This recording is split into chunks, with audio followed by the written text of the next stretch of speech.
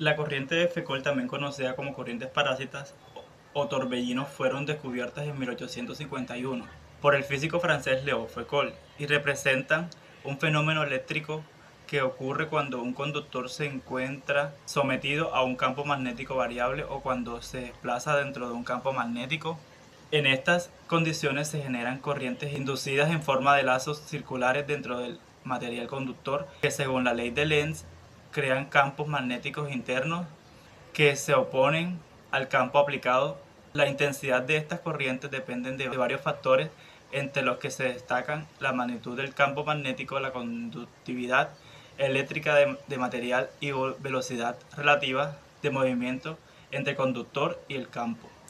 Cuanto mayores son estos factores, más fuertes serán las corrientes de Foucault y los campos que se generan o oposición.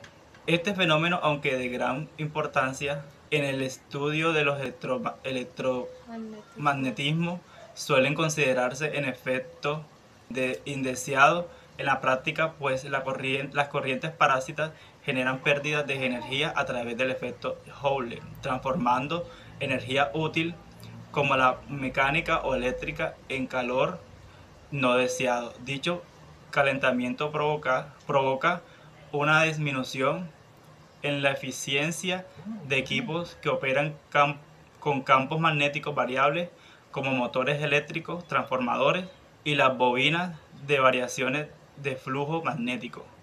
En sus núcleos inducen tensiones que dan lugar a estas corrientes, ocasionando pérdidas que afectan directamente su rendimiento. Los orígenes de las corrientes de Foucault se comprenden claramente con el experimento de un péndulo formado por una placa de cobre que oscila entre los polos de un electroimán. Se observa que el péndulo se frena hasta detenerse y este efecto ocurre con mayor rapidez cuando más intenso es el campo magnético. Como el cobre no es un material magnético, el frenado no se debe a la atracción del imán, sino a que al atravesar las líneas de flujo se induce en la placa una fuerza electromotriz de acuerdo con la ley de Lenz. El cobre, al ser un buen conductor y tener baja resistencia, permite la formación de corrientes inducidas e intensas que se oponen al movimiento del propio péndulo, actuando como freno. En consecuencia, la energía cinética del péndulo no desaparece, sino que se transforma en calor debido al efecto Joule. Este mismo fenómeno se presenta en gran parte de la maquinaria eléctrica, como dinamos, motores de corriente continua, alternadores y transformadores, donde las variaciones de flujo magnético generan corrientes parásitas que producen pérdida de energía en forma de calor. Buenas tardes, mi nombre es Emily Bocanegra y hoy les vengo a hablar sobre los efectos colaterales de la corriente de Foucault. Si bien las corrientes de Foucault pueden tener aplicaciones útiles en distintos campos, en la mayoría de los sistemas eléctricos y electromagnéticos representan un problema ya que generan consecuencias no deseadas. El principal efecto colateral es la pérdida de energía en forma de calor. Cuando estas corrientes circulan dentro de un material conductor macizo, la resistencia eléctrica del propio material transforma parte de la energía eléctrica en calor.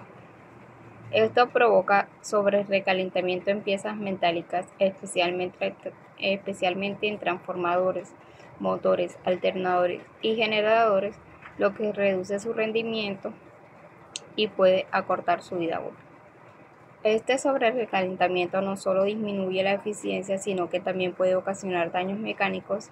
El calor excesivo puede dilatar los materiales, degradar el aislamiento de las bobinas, deformar componentes metálicos o, en casos más graves, provocar fallos eléctricos que comprometan la seguridad del sistema.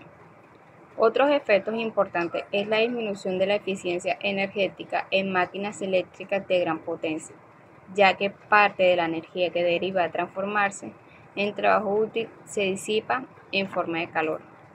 Esto implica mayores costos operativos, necesidad de sistemas de enfriamiento adicionales y limitaciones en el diseño de equipos eléctricos. En conclusión, las corrientes de Foucault representan un fenómeno inevitable dentro de los sistemas electromagnéticos originado por la variación de los campos magnéticos.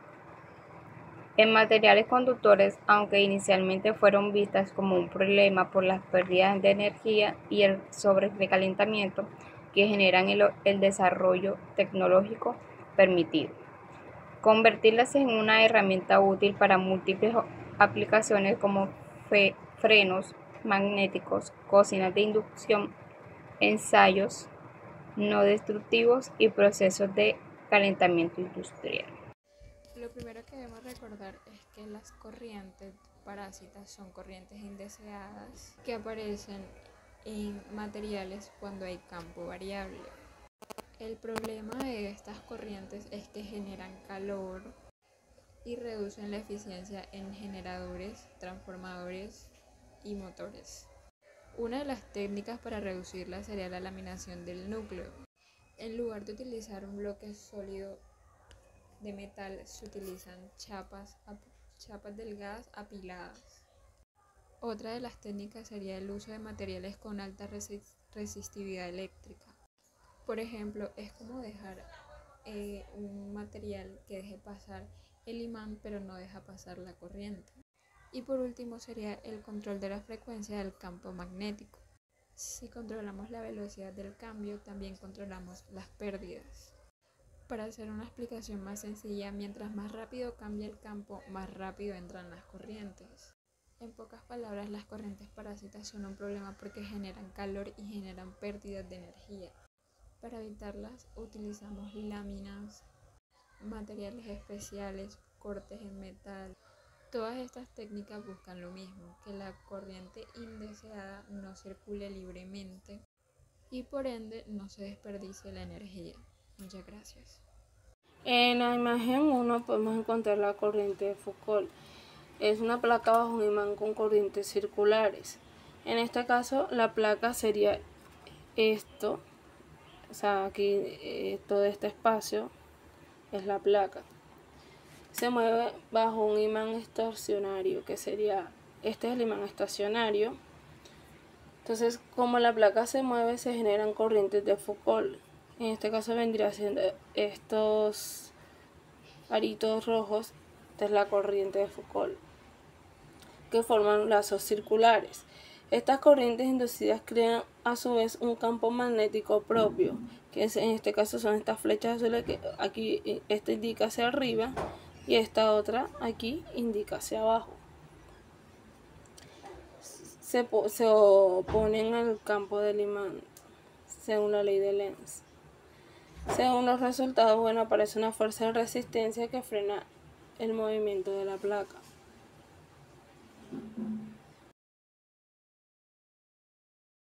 Bueno, en esta siguiente imagen tenemos el electrón y fuerzas de Lorentz.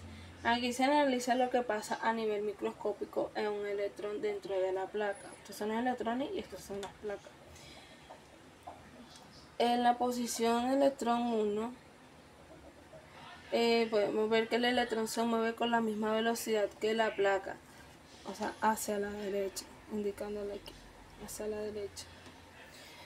En el campo magnético B, que es la flechita verde que tenemos aquí, ejerce una fuerza de Lorentz. Acá tenemos que la F, o sea, la fuerza 1, que es el color rosa, desvía el electrón lateralmente hacia el eje de la Z, o sea, hacia abajo. En la posición electrón 2, tenemos que ahora tiene una velocidad que compone a lo lateral, o sea, se compone hacia abajo. El campo magnético vuelve a actuar y genera una nueva fuerza de Lorentz. En dirección opuesta al movimiento de la placa, en este caso iría hacia la izquierda. Al chocar con los átomos de metal, los electrones transfieren esa fuerza, lo que se traduce en una fuerza de freno o resistencia sobre la placa. Disco giratorio bajo un imán. En el lugar de una placa recta tenemos un disco metálico giratorio, que en este caso es todo esto aquí. El imán con polos N y S generan un campo magnético vertical. En este caso es la flecha verde que tenemos acá en estas imágenes. El movimiento del disco cambia el flujo magnético, lo que induce corrientes de Foucault que circulan en el material. Estas son las corrientes de Foucault. Estas corrientes producen un campo magnético opuesto, creando una fuerza de frenado que reduce la velocidad del disco. Este es el principio de los frenos magnéticos en trenes y atracciones mecánicas. Como podemos ver aquí, las flechitas azules nos indican que apuntan hacia arriba.